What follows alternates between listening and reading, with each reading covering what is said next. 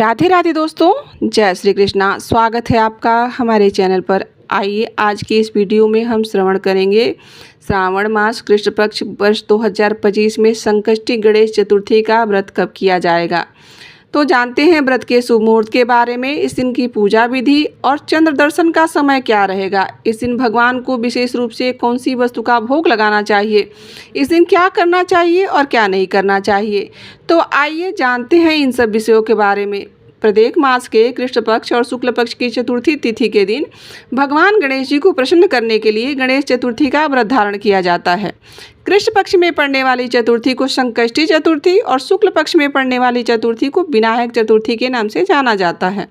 श्रावण कृष्ण संकष्टी चतुर्थी का व्रत जो कि आप सभी श्रद्धा के साथ धारण करते हैं, और यह व्रत जो कि दरिद्रता, शोक, कुष्ठ इत्यादि विकलांगता को और शत्रुओं से संतप्त राज्य के निष्कासित, सदैव दुखी रहने वाले, धनहीन, निर्धन और समस्त उपद्रवों से पीड़ित, विद्याहीन, संतानहीन, घर से निष्कासित लोगों और रोगियों एवं अन्य कल्याणकारी लोगों के लिए उत्तम कामना से रखा जाता है।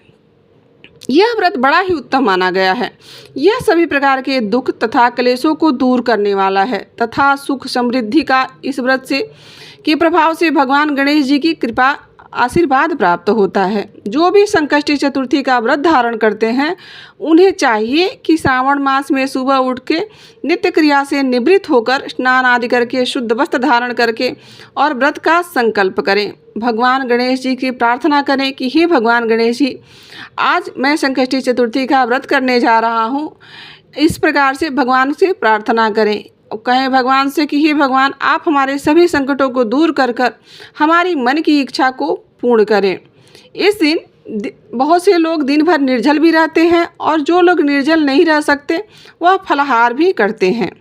निर्जल रह करके भगवान का पूजन कर लें, और ख़ास करके बहुत से लोग चंद्रोदय के बाद स्नान आदि करके शुद्ध वस्त्र धारण करके और चंद्रोदय का इंतजार करते हैं। जब चंद्रोदय होता है तब विधि विधान के साथ भगवान गणेश जी की पूजा करते हैं।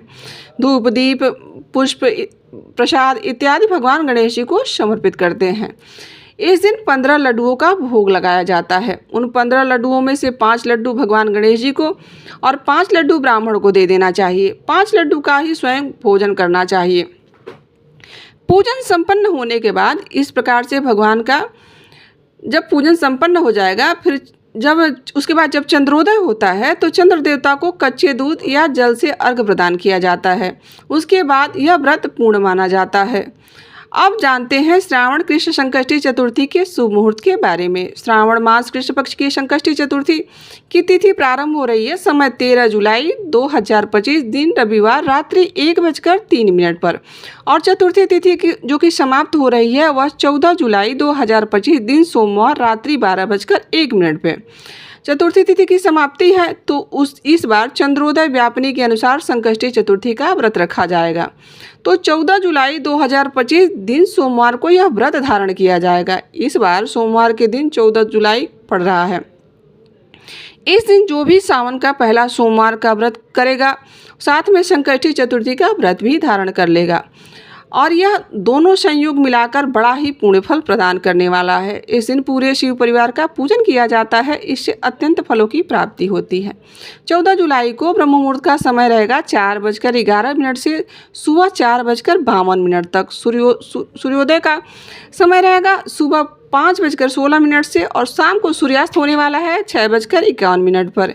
इस दिन राहु काल का समय रहेगा 14 जुलाई को सुबह 6:58 से सुबह 8:40 तक। राहु काल समय के दौरान जैसा कि आप सभी जानते हैं कि कोई भी शुभ कार्य नहीं किया जाता है, इस बात का विशेष ध्यान रखना चाहिए। प्रातःकाल पूजा का शुभ मुहूर्त रहेगा 4:52 से सुबह 5:35 तक। अभिजीत मुहूर्त रहेगा 11:59 से और 12:55 तक। विजय मुहूर्त रहेगा दोपहर 2:45 से 3:40 तक। गोधूली का मुहूर्त रहेगा शाम को 7:20 से शाम 7:40 तक। शाम की पूजा का मुहूर्त रहेगा 7:21 से रात्रि 8:22 तक। 14 जुलाई को चंद्र दर्शन का समय रहेगा। चंद्रोदय का समय जो होगा वह होगा रात्रि 9:30 यानी 9:30 पर। अब उस दिन सुबह 6:49 से घनिष्ठा नक्षत्र भी रहेगा। सतभिषा भी लग रहा है, जो कि शाम 4:11 तक रहेगा। इसके बाद इस व्रत को जो भी व्रती धारण करने वाले हैं उन्हें ब्रह्मचर्य का संपूर्णतः पालन करना चाहिए।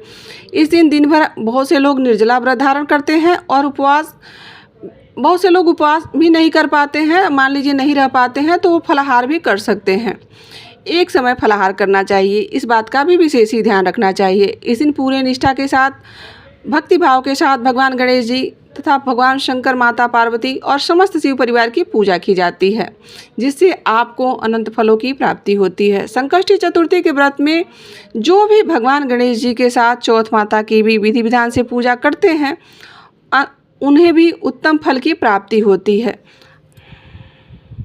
इस दिन आप मंत्रों का भी जाप कर सकते हैं, जैसे ओम गंगणपतये नमः या फिर श्री गणेशाय नमः। इन मंत्रों का आप 108 बार जाप कर सकते हैं। इससे भी आपको उत्तम फल की प्राप्ति होती है।